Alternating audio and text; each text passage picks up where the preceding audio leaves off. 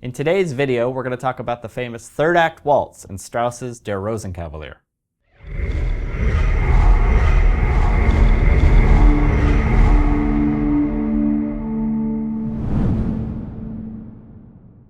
Hey folks, I'm Tim Genis, founder of timgenis.com, where we have great products and information with all things timpani.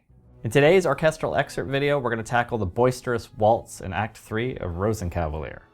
We're going to cover 4 aspects of this waltz. First, basic analysis and initial preparation. Second, mapping out your part.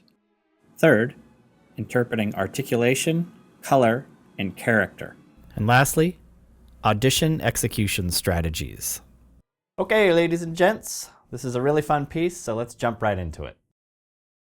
Okay, before learning any excerpt, it's best to have a little bit of knowledge about the piece. You know, you don't have to analyze it to death, but some basic knowledge will help you with interpretation. This particular piece is an opera, so in its original form, you'd be in a pit. Singers on stage.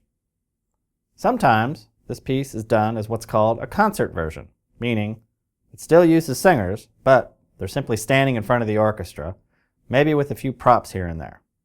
And then, maybe there are parts of the opera that have been arranged for orchestra alone, called a suite, which is usually small sections or excerpts of the original opera. All 3 of these options exist in this opera. And the main difference is that in this excerpt, which is at a few bars after 246 to 5 after 255, is that 1 is with singers and 1 is not. So, the balance might need to be a bit more contained in the singing version. If you don't, you're going to get a whole lot of this, if you don't compensate your volume. So, what's the first step? Get the part. Second, get at least 3 recordings. Third, most importantly, get a score. Here are some words to live by. If you don't have a plan, you don't have a prayer. And what that means is if you just start trying to play this like a maniac,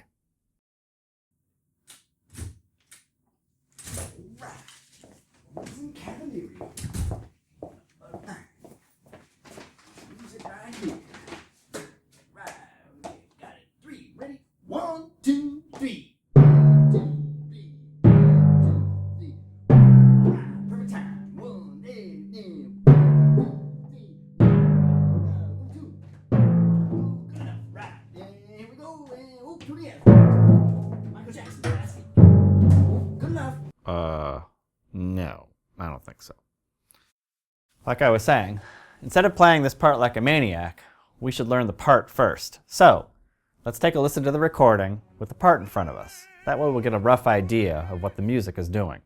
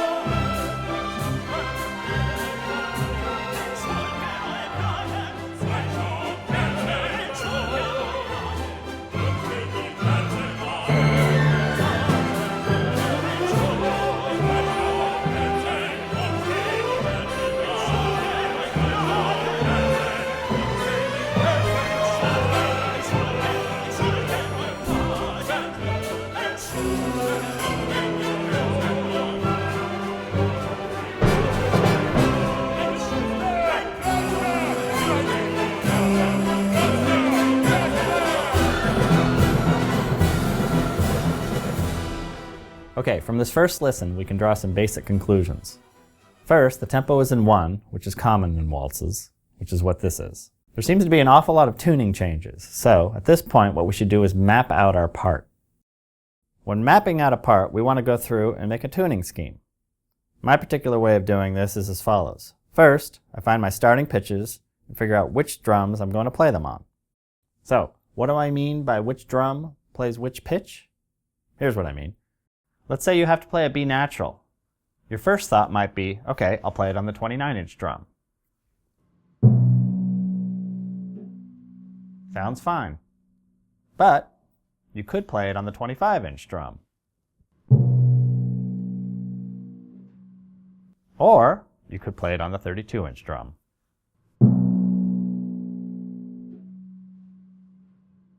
Each one has a little bit different color, so it might depend on what you're playing to determine where you're going to put that B natural. For now, know that you have options when you're in the deciding process of which pitches can go where. So, back to mapping. If we scan the first few bars, we can see that we need a D, G, and a C. So, I like to start with the beginning pitches in this way. I play American style timpani, which means the biggest drum is on my left and the smallest drum is on my right. So when mapping, the circle represents the low drum, this one the next biggest, and so on. So I'm going to put my G on my low drum, and I'm going to put my C on the next drum, and then I'm going to put my D on this one. You'll notice that there's nothing in the highest drum yet. Well, we haven't gotten that far. I like to mark my parts with this little circle system. If you play German system, just reverse the scheme. So now I will go through my part and mark in my tunings, deciding which pitch is going to go where. So at the end, it'll look something like this. You'll notice that sometimes I draw a line from one note going to another. In this case, after I play the C, I need to tune this drum, which happens to be the 29-inch drum, to a G sharp. Sometimes I'll write it like I did in the beginning, like right here. While these measures of rest are happening, I need to tune the low drum to an F and the 29-inch drum to a B flat. The two X's here simply mean that these drums don't need to be tuned at all at this time. As a boon for everybody, I've made up not one, but two tuning options for you to download. You'll notice at the top, I provided all the pitches that each drum will need to tune. Now let's talk about the method for tuning a timpani correctly, since this seems to be the main crux of the problem in this excerpt. First, basic tuning. When tuning a drum, place foot on pedal. Try to tune the two lower drums with the left foot, or German players with the right foot, and the two high drums with the right foot, and German players opposite, left foot. Disengage the clutch with the heel and move the pedal up or down. There are basically 4 different types of pedals that you will come across. Berlin, Dresden, balanced action, and whatever the hell these things are called. Sometimes you use your whole leg. Sometimes the ankle. Some drums don't have a clutch at all, so you just tune. And sometimes you have to use a heel and leg, which sucks because, well, it just sucks, and we'll leave it at that. I'm going to assume that everyone here knows how to tune a timpani, but if you don't, never fear. I've made another video. This one's called The Proper Method for Tuning Timpani. If you haven't watched that video, go watch it now. I'll wait.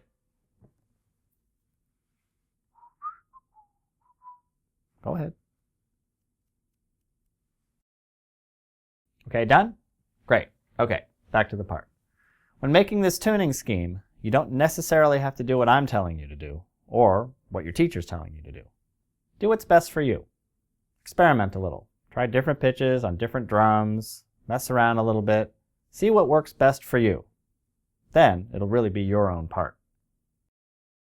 Okay, we've listened to this a bunch of times, we've mapped out our part, it's time to go play this at the real drums, right? Wrong. We haven't even done the articulations, the color, the muting, you know, the stuff that makes you sound like a real timpanist. At this point, we need to break out our score. Let me point out a few things. If you see any text make sure you understand what it says, like this. Schneller waltz. If you go to Google and type in the address bar, German to English, you can get a rough translation easily.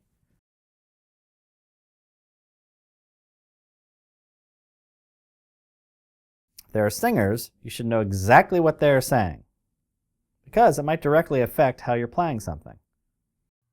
You can also get what's called a libretto, which is all the dialogue of the opera. You can even go online and get one that has all the translations, from German to English. You might need to do just a little bit of digging to find the exact spot. So knowing a little bit about the storyline and how it pertains to the section that you're going to be playing can really help with interpretation or mood. So, if you don't know the storyline of this piece, here it is, in a nutshell. De Rosenkavalier for Dummies. Once upon a time, there was this old bag of a princess. Whoa, whoa, whoa, whoa. Not that old. A little bit younger. Oh, there we go. Anyway, she was a nice enough princess, but had a weakness for young men. So, while these two are having a little private encounter, gets a bit nervous about getting caught with his hand in the honey jar, if you know what I mean. And decides the best way to avoid being nabbed is to dress like a woman. Suddenly, out of nowhere, the princess's scumbag of a cousin shows up, who's a baron, by the way. Anyway, he is destined to marry this fine young princess. Don't know what she sees in him, but whatever. But the baron likes to, shall we say, play the field. Hi. Hey. Disgusting. Anyway, back to our story. The scumbag baron gets a whiff of the he who is dressed like a she and manages to have a little get-together at the local Motel 6. But what I haven't told you is that in the mix of all this, the he who is dressed like a she and the hot young princess have fallen madly in love. So, since young couples tend to converse here and there, the he-she tells the princess about the baron's indiscretions, so they concoct a plan to trap him and expose him for all the crap he's been pulling. And it's at this moment is where our waltz begins. So, this whole waltz is really just a semi-wild, raucous romp depicting a whole bunch of people ganging up on a not-so-moral bumpkin. Scandalous. Well, anyway, Strauss uses the waltz in this opera in many different forms. Sometimes it's elegant, sometimes it's hectic. In this particular waltz, it goes through quite a few different moods, so we can use that in our interpretation. What we need to do now is look at note lengths and articulation. Let's use the score and look at the first few bars. If we played what is written in the part, it would sound like this.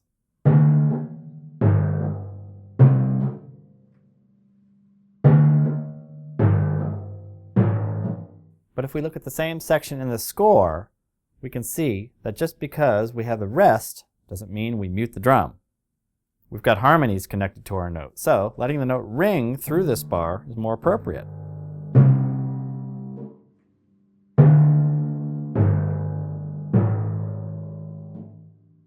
We also want to look at the interesting harmonies, such as this bar. This is a slightly unexpected progression, so slightly bringing out this note would be a nice touch. We can add character to certain sections to depict the baron's bumptious behavior, such as these bars right here. This rhythm, played in its written form, sounds like this.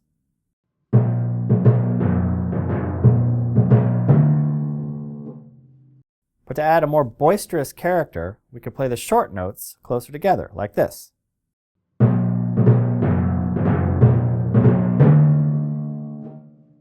Sometimes in this waltz, to really create some tension, the whole tempo shifts to a more jagged feel, like at 250.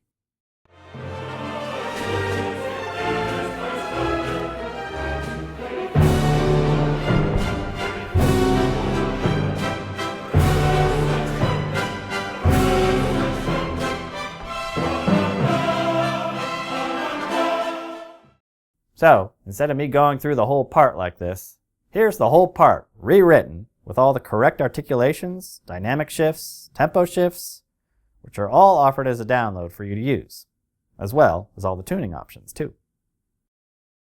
In an audition setting, this little excerpt can present some big problems. If you're not bringing your own drums, you're going to be expected to play this whole thing on drums you've never seen before. So, good luck! No, actually, there is a method that you can do to prepare for this. Being able to execute a tuning is simply a structured process that needs to be practiced, and it starts with developing a good sense of pitch and interval recognition. You should be able to tune any interval very quickly and very accurately. Take this exercise. It starts with the letter A. The next pitch played at the piano is up a perfect fourth, then down a perfect fifth, up a major third, down a minor third, up a major sixth, down a major seventh, up a diminished fifth, up a whole step or a major second, and down a perfect fourth, which is where you started, at an A. Now, do this exercise by playing it at the piano and then singing after each note is played, like this. Ba, ba, ba, ba, ba, ba,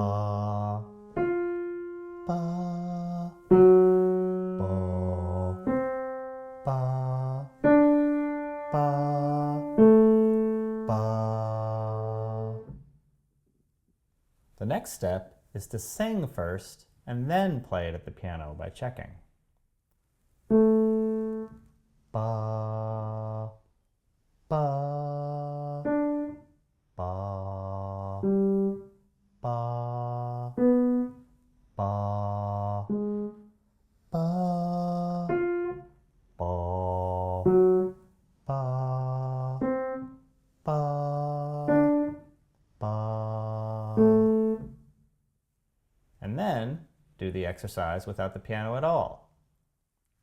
Ba, ba, ba, ba, ba, ba, ba, ba, ba, ba. You could simply do these exercises daily, and you could write them out yourself. Make up an exercise. Start with any note, and then draw a set of intervals going up or down. Sing them at the piano, and then sing them alone. Done every day, you will develop a very good sense of pitch with better accuracy, which will help you in your tuning. Now that you have mastered ear training, take it to the timpani. First, take the same exercise that we just did at the piano, sing the pitch, and match exactly on any drum the pitch that you just sang. Try to be as accurate as possible. Tune at about a mezzo piano dynamic, and use a mallet to tune the pitches, not your finger. Always try to come from below the pitch whenever tuning. Eventually, you'll want to take the singing part out and just tune these intervals by hearing them in your head only and then tuning them on the drums. Now, take your tuning scheme that you have already figured out and practice tuning each of the pitches. Meaning, after all 4 of the drums are tuned for the start of the excerpt, your first tuning change will be from the C to the G sharp on the 29-inch drum. And then the same drum will go to an A natural, and so on and so on. Once you've done this, memorize the tuning scheme so that you can do it without looking at the music. Now, for the final step, while going through your memorized tuning scheme, take a visual picture of where the tuning gauge is on each one of the notes that you tune. You'll need to sit while you do this. Try to keep your head at a place that is comfortable while you're playing. Now go through your tuning scheme, and your goal is to find all your pitches and memorize exactly where the tuning gauge is while doing this. If done successfully, all you need to do is hit your visual marks. Oh, and all this needs to be done in about 30 seconds or less. So let's give it a try. Ready? Go!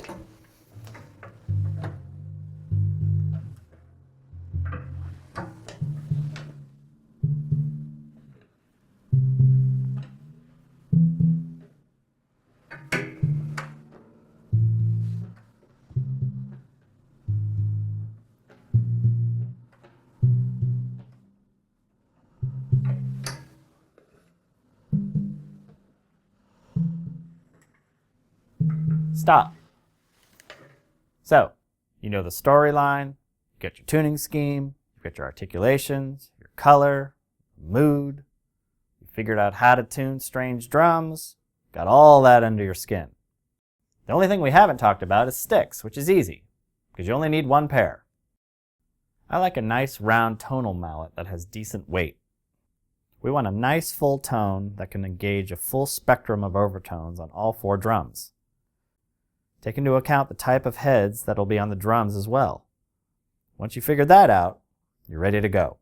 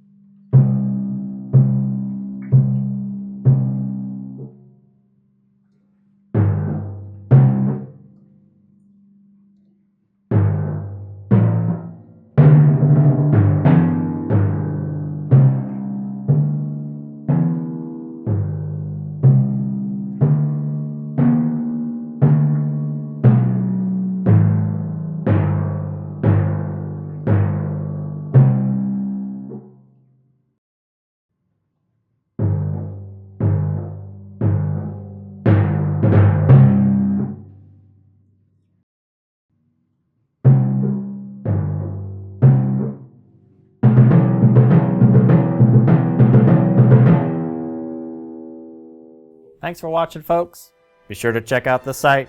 There's a lot more blog posts coming up, as well as informational videos on everything timpani. See ya!